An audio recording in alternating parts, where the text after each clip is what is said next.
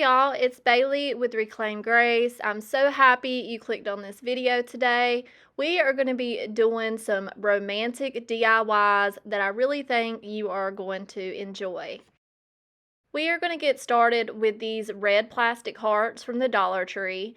As you see, they do come apart so you can put sweet notes and candy inside them, but I want them to stay together permanently. So I'm going to use a little bit of super glue on that inside edge and place my two heart pieces together, wipe off any excess glue that might have squeezed out, and then I'm going to spray it with my accelerating spray. This makes it dry instantly.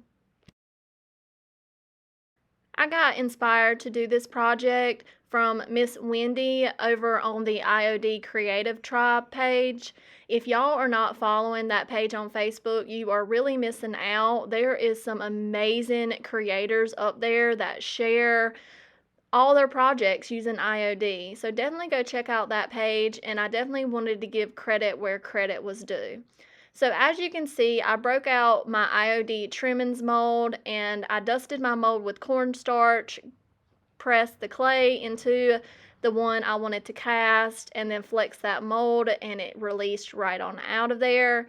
I did use my fingers to just smooth those edges, and then I did a partial cast so I could make all the way around the edge of my heart. I'm going to use some Titebond Quick and Thick on the back of our casting, just spreading that out evenly with my finger, and we are going to place this where we glued the two seams together. If my voice sounds like I am talking through my nose instead of my mouth, it is because I am. I'm fighting a cold right now, but this is the only chance I'm able to do this voiceover, so I apologize if I sound a bit nasally. So I'm just going to finish gluing our little trimming mold onto our heart. The great things about this mold is that they go together beautifully where you cannot even tell it's two separate castings. I'm then going to grab a baby wipe and clean up that wet glue. It's always recommended that you go ahead and get the glue up while it is wet. For the center of our heart, I'm going to choose one of these. This is the Lock and Key Mold by IOD. I just dusted that with my cornstarch, pressed my IOD clay in, and I really wanted that keyhole to be pronounced, so I just made sure all that excess clay was off. Flexed my mold. We're going to add that Titebond Quick and Thick to the back of this, and then apply it gently to the center of our heart.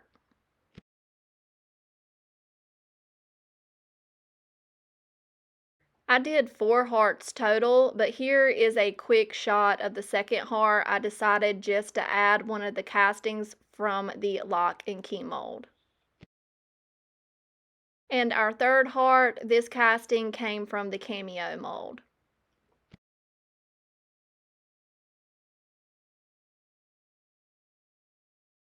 I let my clay dry for about an hour, and then I mixed up some salt wash and some black paint. This is Coal Black by Fusion, and I'm really going to press this thick paint into any cracks where my mold may have separated from that plastic heart, and this will just make it look finished. This will give that slick plastic heart just some beautiful texture, because we are going to turn these into metal looking aged hearts.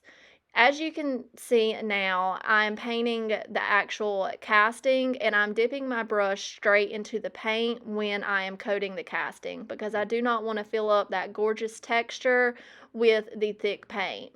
I let the front of the heart dry, and then I did the same thing to the back of the heart.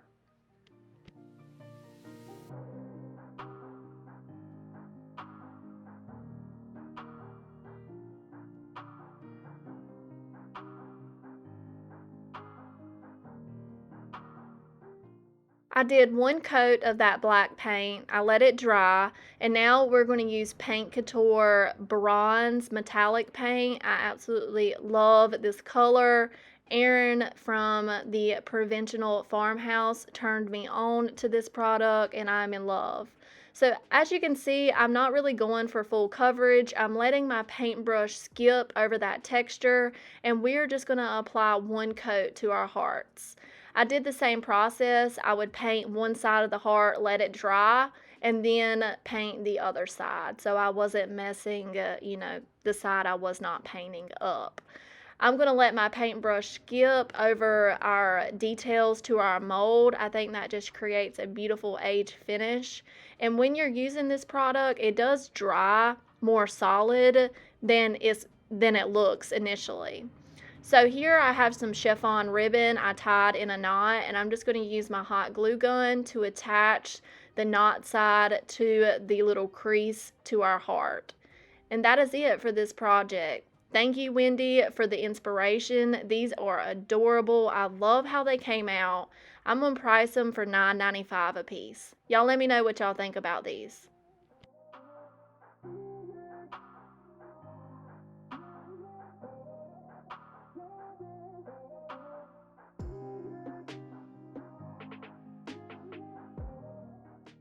Our second project is this gorgeous detailed frame I picked up on a yard sale for $1.50. We're going to go ahead and take everything out of the frame and give it a good clean with some Windex and a shop towel.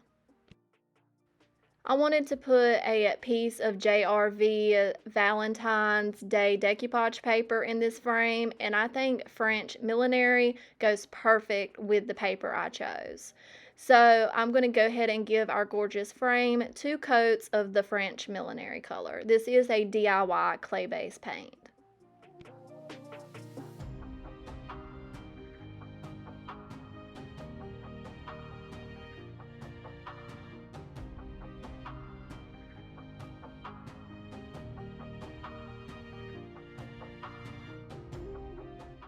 The backer that came with this frame, I'm going to paint a quick coat of just some white fusion paint. This will make our decoupage paper really pop and show its true colors. I'm going to use my purple glue stick to attach my decoupage paper. I always like to start with a starter strip so I make sure my paper is aligned correctly, and then I will just work my way down, applying plenty of glue and using my fingers to smooth the paper out. I'll then flip it over and use a sharp X-Acto knife to trim any edges. My favorite part about the DIY paint is being able to easily wet distress it. So I'm going to use a baby wipe and wet distress those details to our frame. I do want to apologize about my bulky coat. It was cold in my workshop, so I apologize if my bulky coat gets in the way. So now I'm just going to seal that French millinery with some DIY clear wax, and then I'm going to come in with just a little bit of antique gold rub and buff and bring out some of those details a little more and the cute little feet to our frame. I put everything back together and our cute little frame is done. I would price this for $12.95. Y'all let me know what y'all think about this project.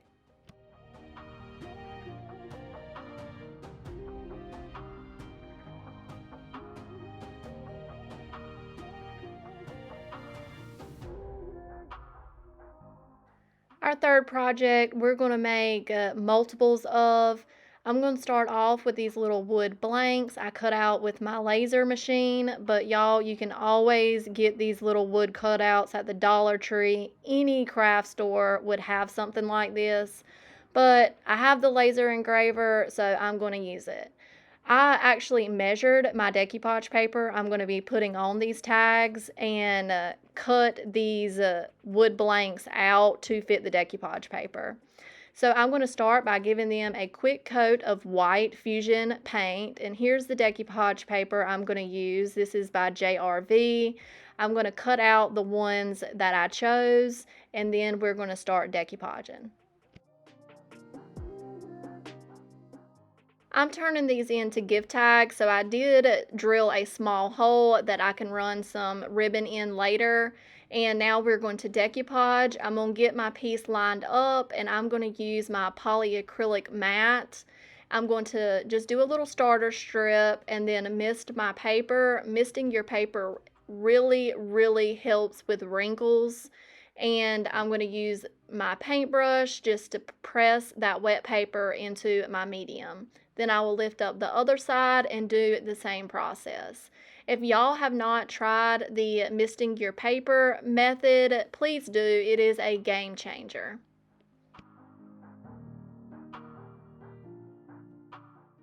Misting your paper also helps if you have like a hard crease in your paper. It just opens the fibers up and helps the paper lay flat. So I'm just going to continue decoupaging all of my decoupage paper on my little wood blanks.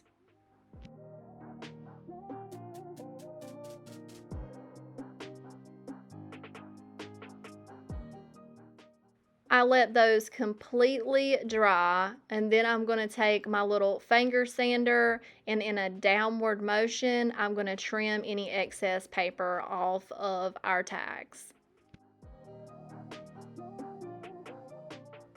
I want these tags to be fairly cheap to my customers, so I'm not going to be putting all kinds of details on them. But once I get all of the excess paper around the edges, I'm going to flip them over and give them a quick one coat of Damask by Fusion. This is a gorgeous rose color, perfect for spring and Valentine's Day.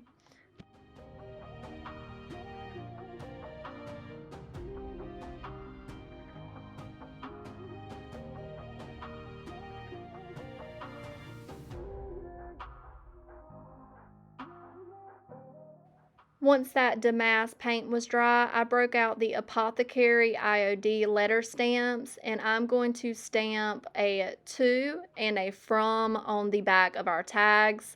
I'm using the permanent black IOD ink, and you will see here in a minute I did decide to add a little rose stamp to the back as well, and I grabbed that from the Veranda stamp. I did get a little process going. In a few minutes you will see like an assembly line, and that really helped me bang these out more quickly. I cannot talk today. More quickly.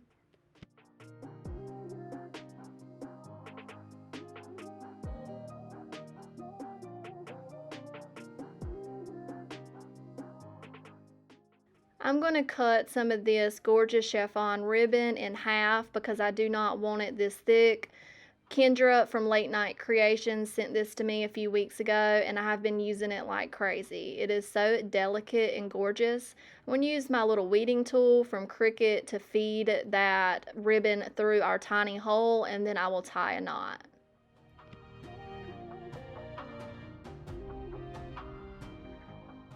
Here is when I really figure it out, the process, actually setting the to and from on a thin mount, and I was able to do this repeatedly on all the stamps I made. That's pretty much it for this project. Y'all let me know what y'all think about them. I think they're super cute, easy gifts for Valentine's Day, and I'm going to price them different. The small ones about $3 and the larger ones $5.99. Y'all let me know what y'all think about these.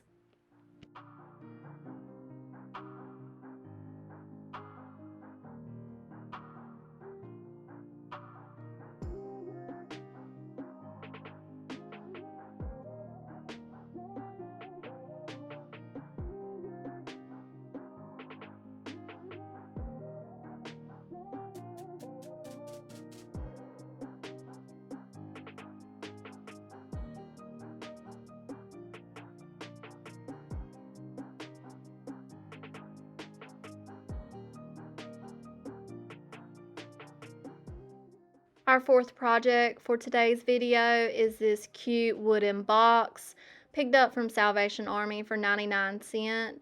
I'm going to give it a few coats of an off-white paint by Fusion. I believe this is Chateau. If not, it's raw silk.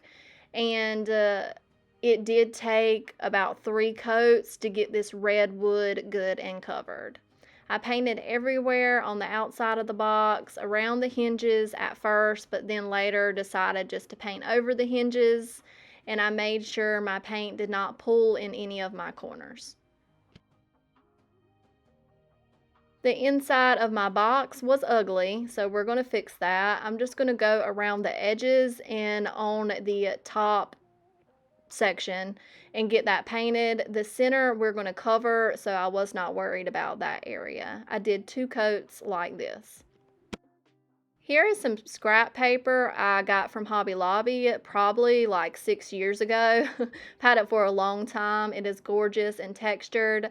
Took off that tag, and I'm going to use my fingernail to crease this paper so we can cut it to fit inside of our box.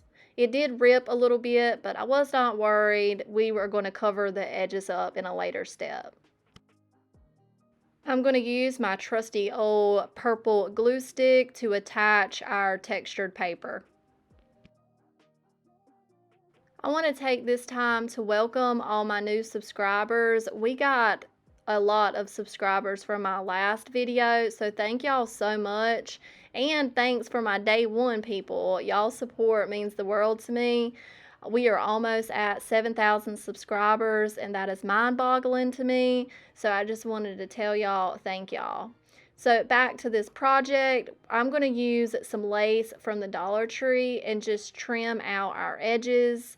You could have used some of the other lace I was showing you. I got from like a thrift store or something, but you can find shirts all the time at Salvation Army that has this material of lace, and cut it up and use it in projects. So I'm just using a little bit of hot glue to attach that ribbon. And now we're going to use the paint inlay. This is the Lattice Rose paint inlay, and I do have a couple of these still in stock if y'all are local to my area. I know they sold out both times on the IOD website. So I misted the paint side of my paint inlay, and I'm going to use my matte polyacrylic to apply a thicker but even coat to the surface I want to apply the paint inlay to. Once I get that even out, I'm going to take the paint side of my paint inlay and place it into that wet polyacrylic. It's fine if you don't get it positioned the very first time. Just gently peel it up and reposition it. I'm going to rub that paper down, make sure I don't have any wrinkles or air bubbles, and then I will mist my paper again, rub it some more, and then I'm very impatient, so I'm going to grab my heat gun and dry the paint inlay. Here is what it looks like when our paint inlay is back dry. So now I'm going to take my mister bottle and re-mist the top of our paint inlay, and I'll grab a blue shop towel and get off any excess water. And then I'm going to pick a corner and pull at a 45-degree angle and look at this magic. But wait for it. Wait for it. You see what has happened? I'm about to explain. The top side is a first use of a paint inlay. That's the first use. This side is a second use. I was so upset because I wanted it to be a first use paint inlay. So, very easy fix. Do not fret when things like this happen in your projects. I'm just going to take a baby wipe and wipe up the paint. Then I'll dry it off, repaint my surface again. It only took one coat. Zap that dry with a heat gun, and then we're just going to redo it. That is fine. What I typically do after I use my paint inlay, I will write on it like this, like second use up here, first use right here, because when you use the polyacrylic, it's hard to tell if you've used that part of the inlay before. So we're going to redo this. I'm going to use this section, the first use. I'm going to wet that section with my mister bottle, apply my polyacrylic matte in a thicker but even finish, apply my paint inlay, rub all over, make sure it has great contact with our medium, and then I'm going to re-mist it, get off any excess water, and I'm going to dry that with my heat gun again. Just so you have a roundabout time frame of how long this process takes if you use a heat gun, it's no more than 2 to 3 minutes. So I'm going to re-mist my dry paint inlay, and then I'm going to start repeeling this section again. And this came out perfect. I left this in real time for you. This is how slowly I'm peeling that inlay back because I do not want to rip my paper.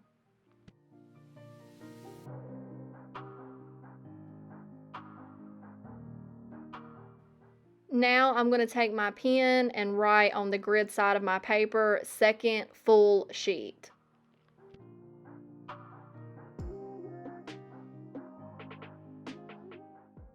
I decided I wanted to add some more details to the side, so I cut up these pretty pieces from that same inlay packet, and I'm going to do the same process to the bottom part of our wooden box.